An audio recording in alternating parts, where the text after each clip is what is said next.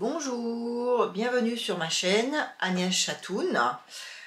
Sur cette chaîne, je vous présente uniquement de la couture et un peu de tricot. Donc, quand j'en ai qu'un, je vous le présente en même temps que la vidéo de couture. Sinon, j'ai dû faire, je crois, 3 vidéos consacrées au tricot.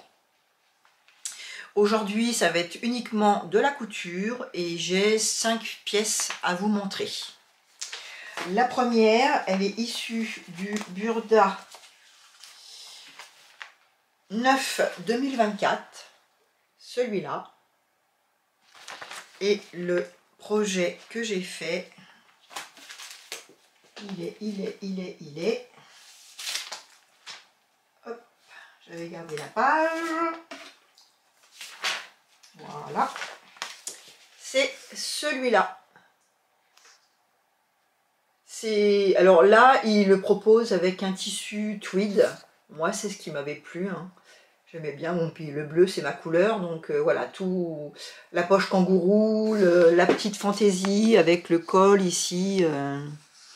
Où on voit, il y a des froufrous là. En fait, on tire les fils hein, sur le col. Je vais vous montrer après. Donc c'est le modèle 122. Il va de la taille 36 au 46. Je l'ai fait en taille 38 et j'ai pas mis les marges de couture. C'est un modèle relativement facile. Bon, après le tissu, hein, le tweed, je trouve que c'est bon, c'est joli, ça fait très chic, mais par contre, moi je trouve ça fragile. Et le modèle, il est un peu court. Voilà. Mais sinon, moi j'ai rien changé. Je vais vous montrer mon modèle. Voilà ma version.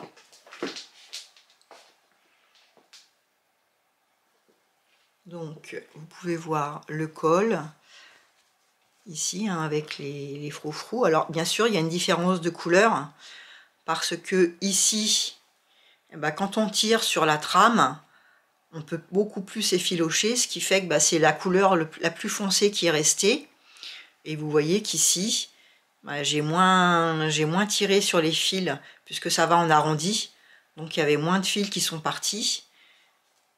Donc la couleur elle change, là ça varie, là c'est plus foncé, et derrière dans le dos c'est plus foncé aussi.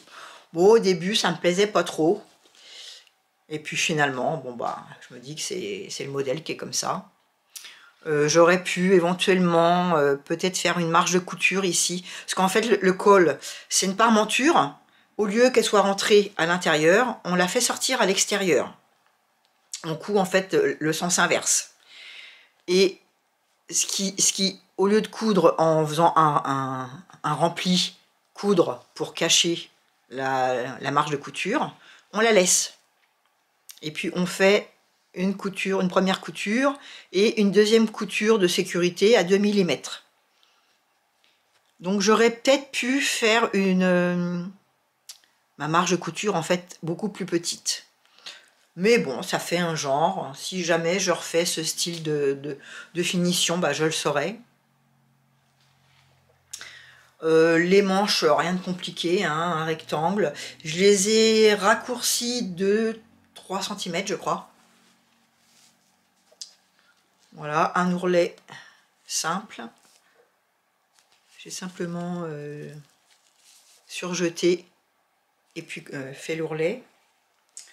En bas, alors la poche, ce que j'ai fait à ce niveau-là, comme on était dans le biais, que c'est un tissu un peu mou, avant de coudre à l'intérieur,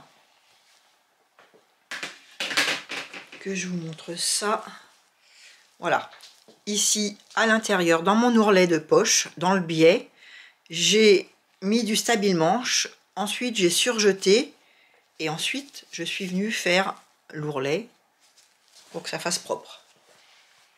Où je suis ici, voilà, je suis dans le biais. Hein. Ici j'ai mis du stabile-manche, j'ai surjeté et j'ai fait l'ourlet. Là, normal, hein, j'ai juste retourné et fait un ourlet cousu. Et alors en bas, ce que j'ai pas fait moi, mais que je vous conseille de faire si vous le faites, le modèle, quand j'ai coupé mes pièces, j'ai pas pensé qu'au moment de faire l'ourlet, parce qu'en fait la poche, elle se rattache, elle va jusqu'en bas, la poche kangourou.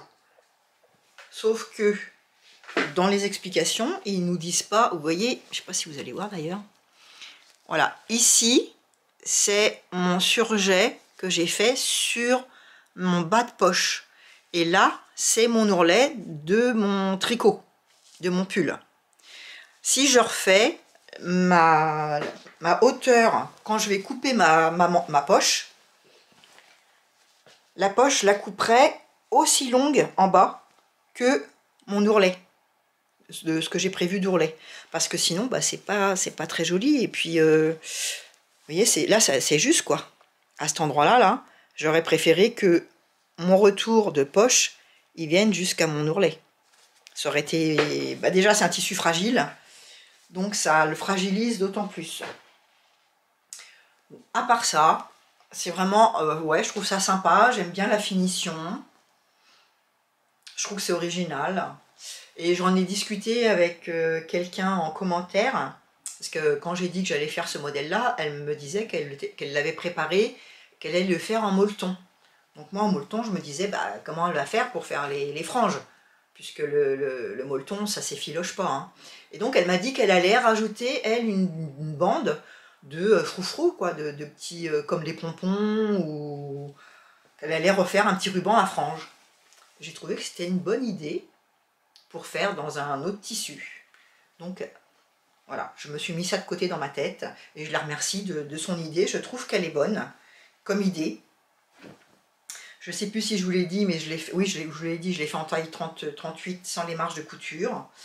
Et à part le fait que j'ai un peu raccourci les manches, puisque moi j'ai des bras, je suis 1m56, je suis un petit modèle, sinon il me va très bien. Bon, mon mari il n'aime pas, mais bon, je me fie pas toujours à ses idées, parce que si je l'écoutais, mais bon, je pense qu'on est un peu toutes pareilles, hein, nos maris, des fois ils ont des sorties sur nos tissus, sur nos vêtements qui sont pas toujours appropriés, mais bon, c'est pas grave, on fait avec. Mais voilà, bon, sinon j'aime bien, mais je trouve que le tissu il est un peu fragile, donc je pourrais pas le porter tous les jours. Mais je trouve que ça a son petit cachet dans ce tissu. Le tissu, je vous l'ai présenté dans mon haul tissu des tissus que j'avais achetés. Alors ça doit pas être le dernier, mais l'avant-dernier. Il me semble que le dernier c'était sur mes projets association avec mes tissus de mon stock dormant. Et là c'est les tissus que je viens d'acheter. Donc ça c'est du tweed. Et vous voyez, il est un petit peu avec du lurex. Voilà, on voit bien le lurex rouge là. Mais si vous voulez savoir les autres renseignements, retournez sur ma vidéo d'avant. Parce que là, quand j'avais acheté dans plusieurs endroits, celui-là, je ne sais plus où je l'ai acheté. Et j'ai pas recherché. Voilà pour mon premier modèle.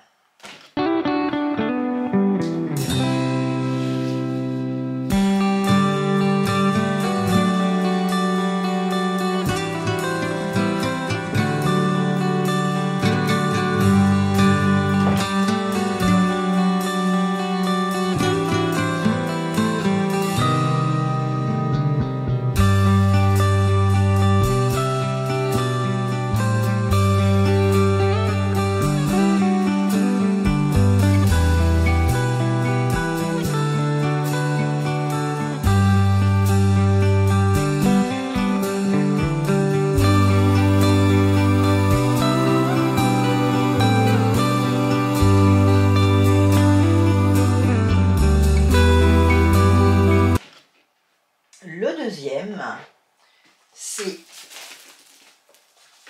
issu de ce Burda 1 2024 et j'ai fait ce modèle là. Hop là, c'est le 120, celui-ci. Donc qui se fait normalement, là ils ont fait une espèce de tissu à trous, hein. Ça fait un peu dentelle, Normalement, voilà, ils disent maille. Hein. Ça fait un peu dentelle maille. Hein. Voilà, c'est quelque chose de tout simple. Hein. Si je vous montre le schéma technique, voilà, vous voyez vraiment, il y a un dos, un devant, des manches. Les finitions, je ne sais plus comment ils les font eux, mais moi j'ai fait une petite bande. J'ai coupé une bande et je l'ai rajouté comme un sweat ou un t-shirt. Voilà, donc là, rien de plus simple. Hein. Je l'ai fait aussi en 38 sans les marges de couture. Et mon modèle, c'est celui-là.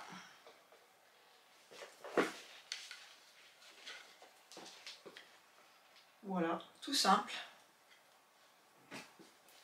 Donc pour rappel, hein, c'est un tissu de chez Driessenstoffen qui est très transparent, que j'ai acheté l'hiver dernier pour faire je ne sais plus quoi, mais quand je l'ai reçu le tissu, eh ben, c'était pas du tout adapté à mon projet.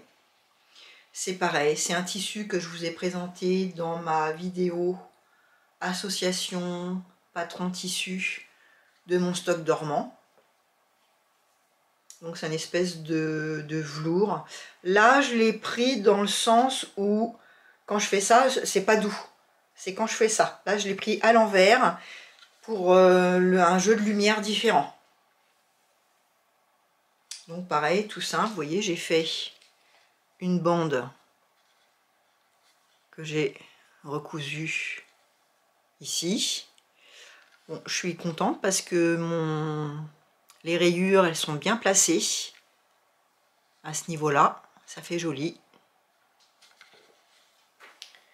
Après, j'ai ma recouvreuse toute neuve que je viens d'avoir. C'était la deuxième fois que je m'en servais. J'ai voulu mettre du fil mousse dans le boucleur, puisque mon ancienne, j'avais une Elna avant. Et mon Elna, si je mettais pas du fil mousse dans le boucleur et que de la marque, elle sautait les points. C'était vraiment la catastrophe. Donc j'ai pris l'habitude de mettre du fil mousse dans le boucleur, ce que j'ai fait là. Et donc la machine, là c'est une Euphoria. Donc on a juste à présenter le fil dans une espèce de petit trou. On appuie sur un bouton qui fait un appel d'air et normalement le fil s'enfile directement et sort au bon endroit pour être prêt à s'en servir. Là, je ne sais pas ce qui s'est passé, le fil mousse, il n'a pas voulu passer. Donc, quand c'est comme ça arrive hein, des fois qu'il y a des petits bourrages ou que le passage du trou dans l'espèce de tubulaire, il soit bouché. Donc, on a un fil de fer, genre fil à pêche, qu'on doit passer dans le trou et puis on suit tout doucement. Et normalement, ça ressort jusqu'au bout. S'il y a un bourrage, le bourrage, il sort. Là, j'enfile, à un moment, je suis coincée. Bon, alors j'essaye de faire doucement et tout, et puis finalement, j'arrive pas à avancer beaucoup plus. Donc je me dis, bah tant pis, je vais retirer le fil de fer. Je commence à tirer, je tire, hop, à un moment, coincé. Fil de fer, je pouvais plus l'enfoncer, je pouvais plus tirer, coincé. Donc c'est quand même une machine qui vaut relativement cher. Ça faisait donc la deuxième fois que je m'en servais. Et puis je l'ai acheté sur internet. Bon, je connais ça fait plusieurs machines hein, que j'achète chez le même commerçant, mais il est à Strasbourg. Ce qui veut dire qu'il fallait que... voilà, si j'arrivais pas à solutionner mon problème, il fallait renvoyer la machine. Donc pas tellement envie. Et puis j'ai un petit réparateur qui est à quoi, une trentaine de kilomètres de chez moi. Donc je l'ai appelé. Je suis allée le voir. Et lui, bah, il a plus l'habitude que moi, et puis il est sûrement plus patient que moi aussi. Donc il avait aussi tout le matériel qu'il fallait. Donc tranquillement, il a réussi à enfiler au millimètre par millimètre. Et puis on a réussi à sortir le bourrage. Effectivement, en fait, la mousse, le fil mousse, il s'était complètement enroulé dans le fil de fer. Enfin, toute seule, j'y serais jamais arrivée. J'aurais fini par casser le fil de fer à l'intérieur. Donc je suis contente. Il m'a sauvé ma machine, enfin en tout cas que j'ai pas à l'envoyer à Strasbourg avec tous les risques que ça comporte d'abîmer la machine et puis le tarif aussi parce que là il m'a pas pris cher pour C'était un petit dépannage en fait, comme je suis allée chez lui. Donc je suis contente. Mais tout ça pour dire que bah là j'ai fait mes ourlets directement avec un fil, une aiguille jersey et un point droit, tout simplement. De toute façon mon tissu, il n'est pas très extensible dans le sens de la largeur. Donc c'est pas bien grave. En bas, pareil. Voilà, vous voyez, on ne voit pas d'ailleurs l'ourlet. Hein. Vous voyez, c'est pas très extensible. J'ai surjeté. Et avec mon aiguille stretch, ou jersey, je ne sais plus laquelle j'ai mis, j'ai fait du point droit et ça s'est très bien passé comme ça. Pour aller avec, je me suis fait une petite ceinture parce que je l'avais essayé sans ceinture. Je trouve que ça me plaisait pas. Donc j'ai fait une ceinture. Et la ceinture, je l'ai fait dans le sens inverse. Alors que je vous montre. Voilà, là, mes rayures sont horizontales. Et j'ai mis les petites rayures de mon tissu dans l'autre sens. Mais bon, c'est pareil, hein, à chaque fois, je ne vous le dis pas à chaque fois, hein, mais de toute façon, je vous mettrai une petite vidéo derrière pour que vous puissiez voir le résultat. Voilà pour ma deuxième cousette.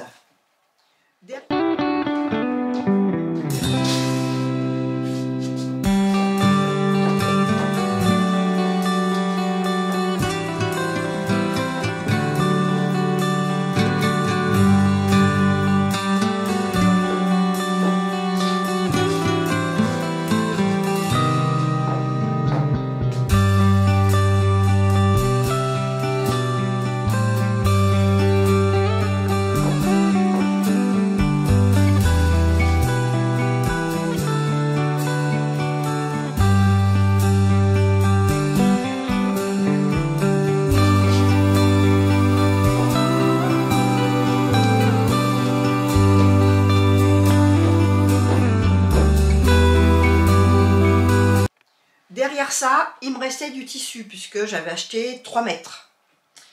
Donc j'ai fait avec ce, dans le maillimage, celui-ci. Alors celui-ci, c'est lequel? Qu'est-ce qui marque? Maillimage, c'est le 1 de 2006, d'après ce que je vois. Celui-là. De toute façon, maillimage, j'en ai acheté que 2 ou 3. Et je me sers toujours que de ceux-là. Parce que je sais pas pourquoi. Ceux-là, ils me plaisent vraiment. Tout à l'heure, je suis allée chez le libraire. J'ai vu qu'il y en avait un qui venait de sortir. Mais j'ai l'impression que tous leurs modèles, je sais pas si c'est les tissus ou... J'ai l'impression que c'est toujours la même chose. Je sais pas si c'est moi ou quoi. Pourtant, leurs modèles, ils sont bien coupés. Ils me vont super bien. J'ai pas de soucis avec.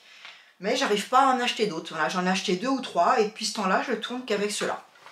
Dites-moi ce que vous en pensez de... si c'est moi qui vois pas clair dans les patrons, j'en sais rien, dans leur modèle. Mais j'arrive jamais à en acheter plus que ceux que j'ai. Et pourtant, ceux que j'ai, je m'en sers beaucoup, je les aime bien. Je ne sais pas, des fois il y a des trucs bizarres. Alors, moi, j'ai fait le modèle M1811A, c'est cette blouse là avec les petits volants. Il y a 2 volants devant. Alors, est-ce qu'il y a un schéma technique? Oui, ici. Donc, vous voyez, il existe en tout simple. Et puis, moi, j'ai fait cette version là. Donc, il y a un petit volant, un plus grand volant. Dans la construction, ici, là, ça c'est coupé. C'est-à-dire qu'il y a le bas, 2 volants et une partie du haut. On superpose les 2 volants. Ensuite, on vient les coudre sur la partie basse. Et puis la partie haute, on la met à l'envers, on coud et on retourne. Et on se retrouve avec... le bas, les 2 volants et le haut. C'est relativement simple, c'est bien expliqué.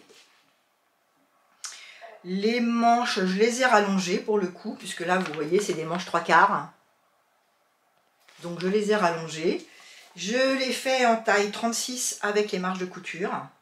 Puisque là, en 36, avec les marges de couture, ça me tombe pile poil. C'est pour ça qu'il faudrait qu'un petit peu que je creuse les maillimages, un petit peu plus que ce que je ne fais.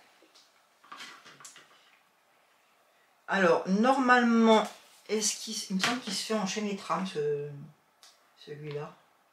Qu'est-ce qu'ils disent comme tissu? Où est-ce que c'est marqué en français?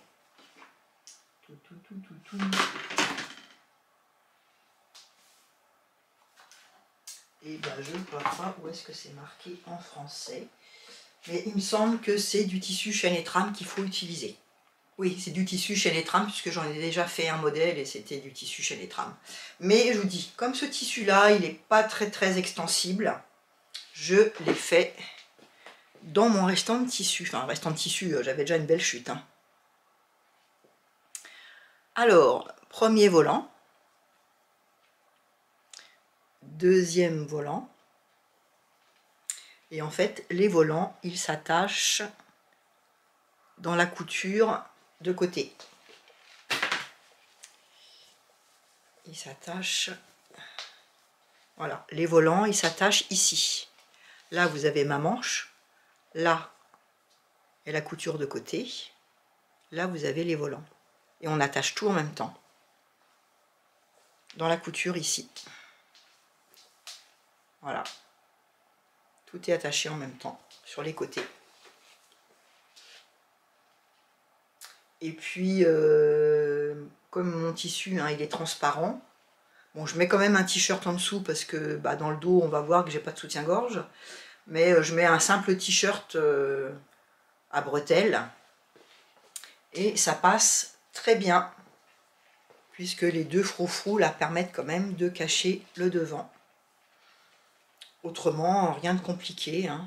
Donc là, pareil, hein, j'ai fait mes finitions avec une aiguille jersey. J'ai surjeté le bas des manches et j'ai fait mon ourlet. Les froufrous, les volants, je les ai faits. Je les ai finis avec un ourlet rouloté, les deux. Et puis un ourlet en bas, tout, voilà, un rempli sur jet. Et un ourlet au point droit avec des aiguilles jersey. Le petit col, pareil. Hein. Bon, le col, en général, j'attends d'avoir fini. Même s'il y a le patron, même si on a le morceau, même s'ils nous disent petit A, faites un rectangle de temps, j'attends toujours d'avoir fini mon modèle, ma couture. Et après, je mesure le tour de mon col, ou le tour des manches, ou le bas, ou quoi que ce soit qu'il faut rajouter comme ça, les bords-côtes en général. Et puis je calcule selon l'élasticité de mon tissu, 0,85 ou 0,90. Et puis en général, il y a 3-4 cm en moins. Je fais ça, je mesure, je fais mon rectangle, je ne prends pas dans le biais, je prends dans le droit fil. Et ça passe toujours parfaitement, ça se colle. Il y a pas, c'est très rare que j'ai des soucis de finition de colle en faisant comme ça. Voilà, donc toujours un tissu Driesenstoffen. Allez voir ma vidéo d'avant. Je ne remettrai pas cette fois-ci les références des tissus puisque je vous avais tout bien montré la dernière fois.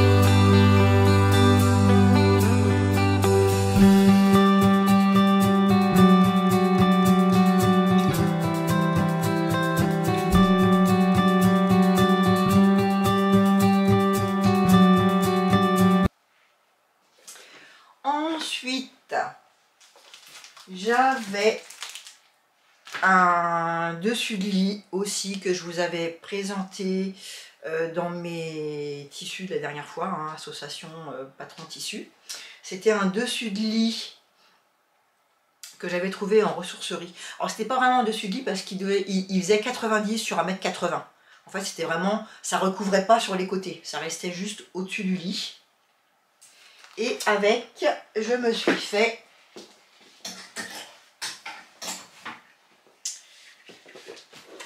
cette veste matelassée là.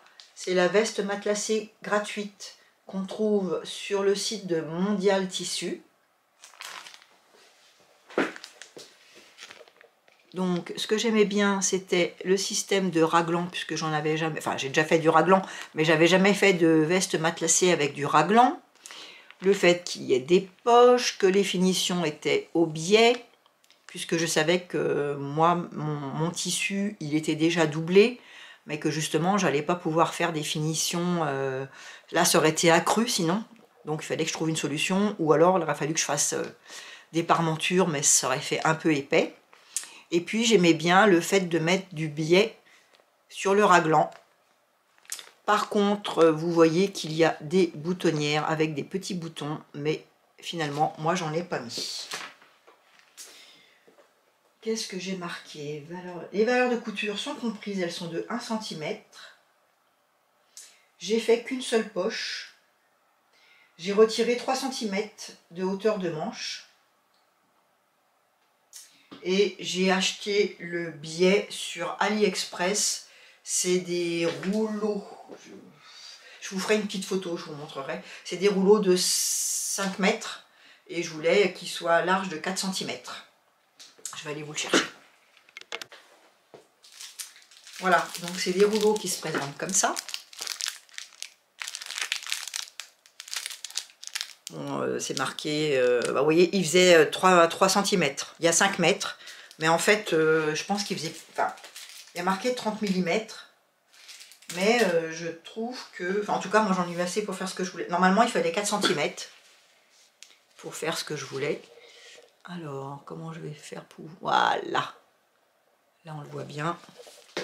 Ça, c'est ce qui me reste de mon... En fait, j'ai utilisé un rouleau pour faire mon matelassé. Et après, j'ai refait un autre gilet sans manche avec ce qui me restait. Donc voilà, j'ai eu besoin de 2 rouleaux. Mais normalement, un seul, ça suffit. Alors, ma version, la voici. Donc j'en suis vraiment contente. Je trouve que c'est joli.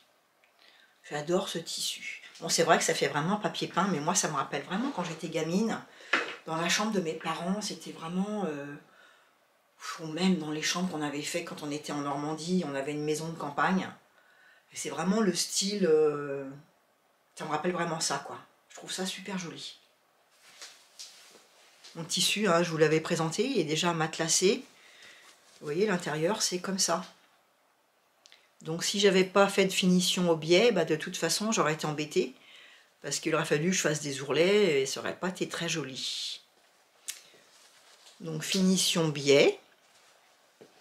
Donc on fait d'abord hein, la couture au raglan. La couture, au lieu de la faire... Comment est-ce que je vais vous montrer ça? Où est-ce qu'elle est la couture? Vous voyez là, ça je suis sur l'envers. Ici. Et en fait, on voit rien. La couture, au lieu de la... ça fait un peu comme une couture anglaise. On commence par coudre endroit contre endroit. On se retrouve donc avec, ici c'est propre. Et là, on a la couture. Donc j'ai surjeté. Et puis on vient coudre le biais dessus. Vous voyez, le biais, il bouge. Il n'est pas cousu ici. Il est fermé une fois qu'on fait le col et qu'on ferme les manches. C'est ça qui le maintient plaqué. Puis après, un bon coup de repassage, bien sûr. Donc on commence par faire ça. Ensuite, on met du biais en partant d'ici. On fait tout le tour, on revient de l'autre côté. Ensuite, on met du biais au niveau du col. Ce qui fait qu'on a une finition au niveau du col qui est relativement propre. Voilà. Ensuite, on fait la même chose aux manches. Les manches, elles sont en 2 morceaux. Elles sont coupées en 2. Vous voyez, on a la couture, là, c'est le haut de la manche, le dessous de la manche. Ce qui fait qu'on a un bel arrondi. Ça aussi, j'aimais bien. Ça fait pas mastoc. Et puis, j'ai fait une poche. J'ai pas fait les 2 poches parce que je voulais vraiment qu'elles soient en miroir. Enfin, voilà, ici, vous voyez, j'ai repris le dessin et j'y ai passé beaucoup de temps pour essayer de bien retomber sur mon dessin. Donc j'en ai fait qu'une, que j'ai aussi mis du biais en haut.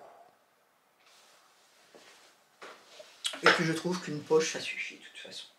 J'aurais pu en faire 2, mais dans ce qui me restait comme tissu, une fois que j'avais fait mon gilet, c'est où je prenais de ce côté-là, là, où je prenais un morceau de poche pour aller vraiment sur mon dessin, pour calquer pareil.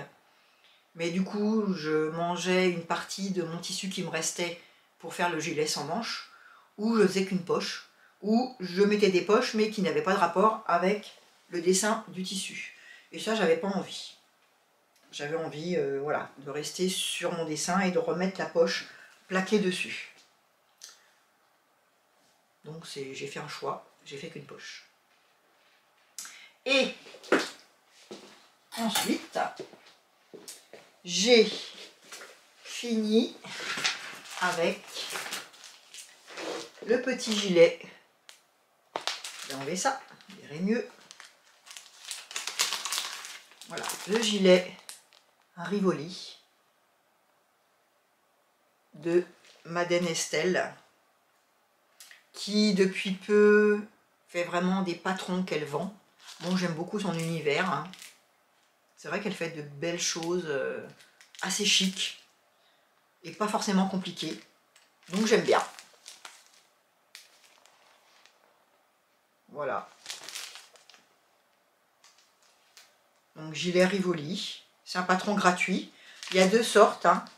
Là, vous voyez, moi j'ai fait celui-là. Mais il y a aussi celui avec les petits mancherons. Et les petits mancherons, bah, c'est pareil, pas assez de tissu pour le faire, donc je ne l'ai pas fait. J'ai fait la taille 34.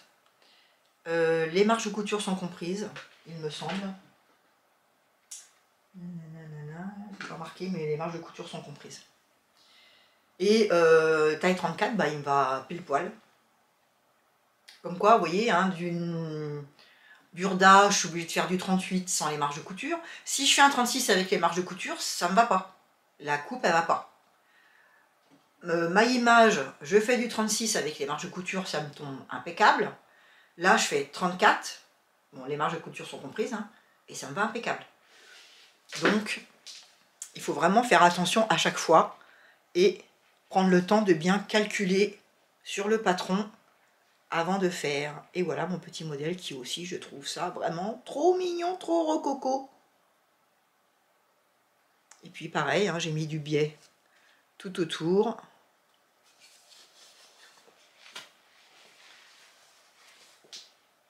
Voilà, rien de compliqué, hein. Franchement, 2 devant, 1 dos.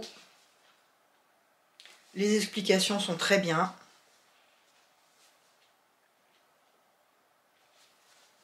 Voilà, il y a, il me semble qu'il y a une vidéo.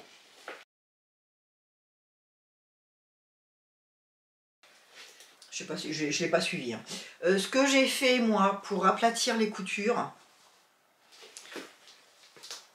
là bon bah j'ai cousu normalement, j'ai surjeté, et ensuite pour aplatir les coutures, pour pas que ça fasse trop d'épaisseur au niveau de mon biais, j'ai refait une surpiqûre. Comme ça aplatit, ça fait propre. J'ai fait pareil sur les côtés. Voilà, mais franchement, je l'ai fait en... Le plus long, hein, c'est d'imprimer le patron, de le coller, de trouver sa taille. Mais après, ça va tout seul, hein.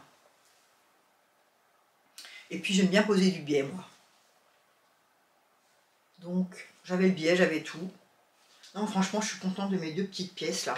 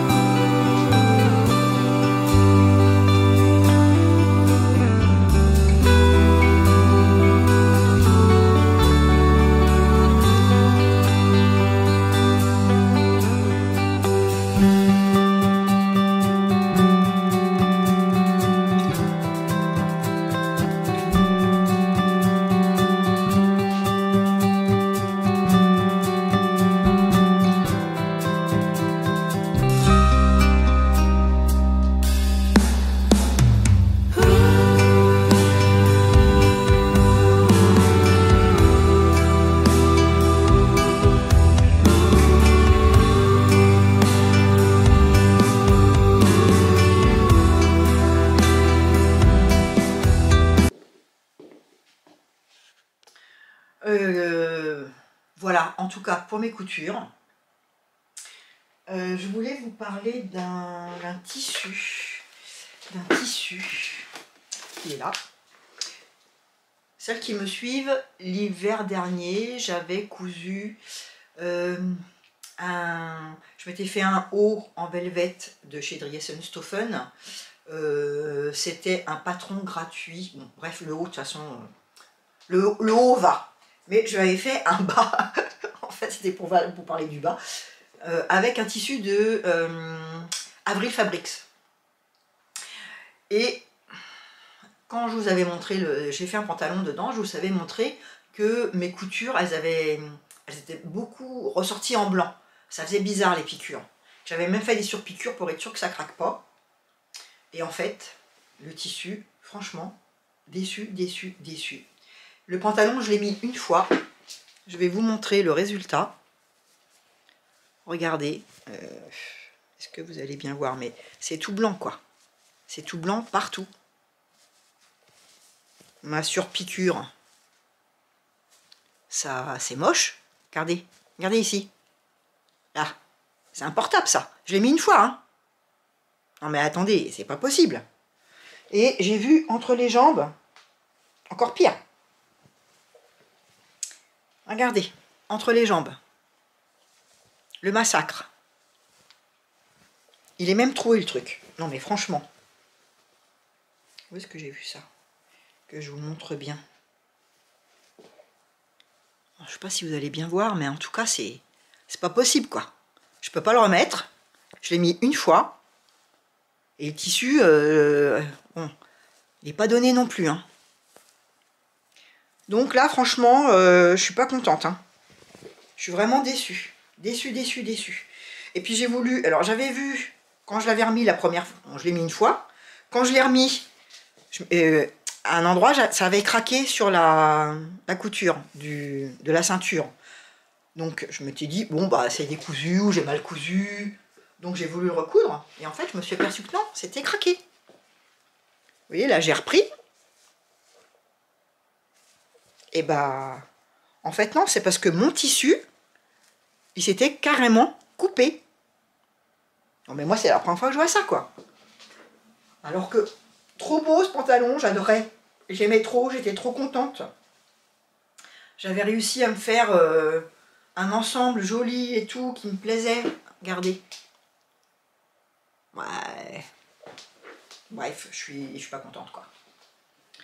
Et puis, enfin, c'est le deuxième, hein. Ça fait la deuxième fois que j'achète du tissu chez Avril Fabrics et que j'en ai acheté. Je veux dire, sur la quantité que j'ai acheté chez elle, ça va. Mais chez Driessenstoffen, j'ai pas ce souci-là, hein. Alors que j'en achète beaucoup plus. Le seul souci que j'ai avec Driessenstoffen, c'est les molletons chinés. qui bouloche. Et l'année dernière, j'ai acheté du tissu tricot avec des torsades. Pareil, il bouloche. C'est pas terrible, terrible.